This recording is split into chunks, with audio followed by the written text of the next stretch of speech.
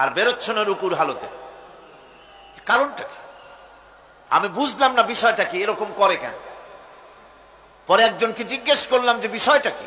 তারা বললেন যেভাবে রুলস অফ প্রসিডিওর এটা লেখা আছে, এরকম করে মাথা নিচু করে ঢুকতে হয়। কোথায় আছে? আমি রুলস অফ প্রসিডিওর নিলাম, দেখলাম তার ভিতরে সত্যি সত্যি লেখা আছে article number 263 rules of procedure.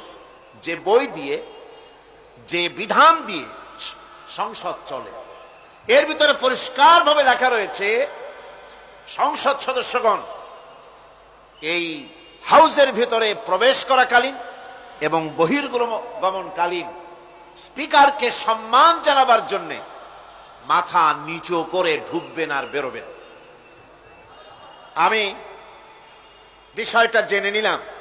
এবং কথা, পার্লামেন্ট এমন একটা জায়গা যেখানে কথা বলতে চাইলেই বলা যায় না।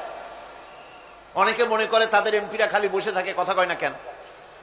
কারণ কথা বলতে জানা লাগবে, বিধি জানতে হবে। ওখানে দাঁড়ালেই জিজ্ঞেস করে কোন বিধিতে কথা বলবে, এবং বিধি যদি জানা না থাকে তাহলে হাম্মুকের মতো খাড়ায় থাকতে হবে। আমি বিধি জানতে চেষ্টা করলাম।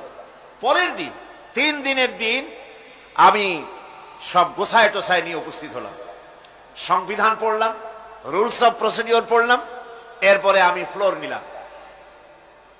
ফ্লোর নিয়ে আমি সেখানে স্পিকার সাহেবকে বললাম, মাননীয় স্পিকার, আমি এই হাউসের ভিতরে দেখতে পেলাম একটি জিনিস যেটি রুলস অফ প্রসিডিওরে লেখা আছে।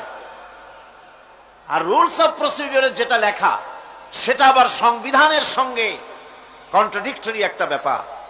সংবিধানে বলা হয়েছে আল্লাহর উপর ঈমান এবং আস্থাই হবে গোটা জাতির লক্ষ্য।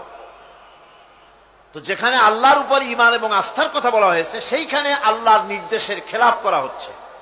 মাথা নত করে আপনাকে সম্মান জানাবার জন্য যে প্রসেস, যে সিস্টেম, যে কাস্টমস, যে ট্র্যাডিশন তৈরি করা হয়েছে তা সম্পূর্ণ ইসলাম বিরোধী। এটি সম্পূর্ণ শিরক। যেহেতু মানুষ আল্লাহ ছাড়া সম্মান দেখাবার উদ্দেশ্যে আর কারো সামনে মাথা নত করতে, ইন্না শিরকা লাযুলমুন আযীম, এটি হলো মস্ত বড় গুনাহ, মস্ত বড় অপরাধ। আমি বললাম, রাসূল কারীম সাল্লাল্লাহু আলাইহি ওয়াসাল্লাম বলেছেন, তোমাকে যদি কেটে টুকরা টুকরা করে ফেলানো হয় অথবা তোমাকে যদি জ্বালিয়ে পুড়িয়ে ভস্ম করা হয়, তবুও তুমি শিরক করতে পারবে না। সুতরাং এই সংসদে যেটা হচ্ছে এটা সম্পূর্ণ শিরক, এটা কবিরা গুনাহ, এটা হারাম।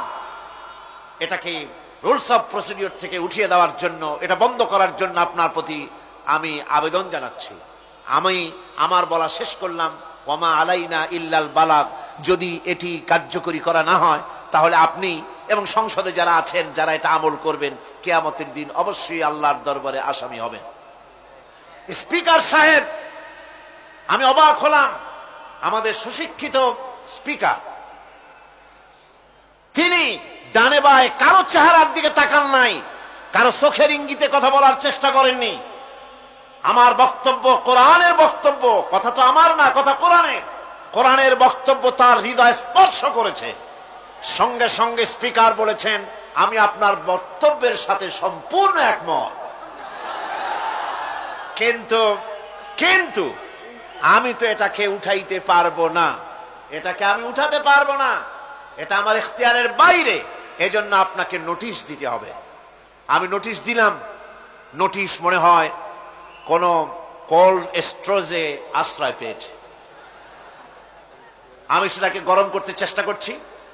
আগামী সংসদে ইনশাআল্লাহ আবার উঠাবো, যতক্ষণ পর্যন্ত সংসদ শিরক মুক্ত না হচ্ছে।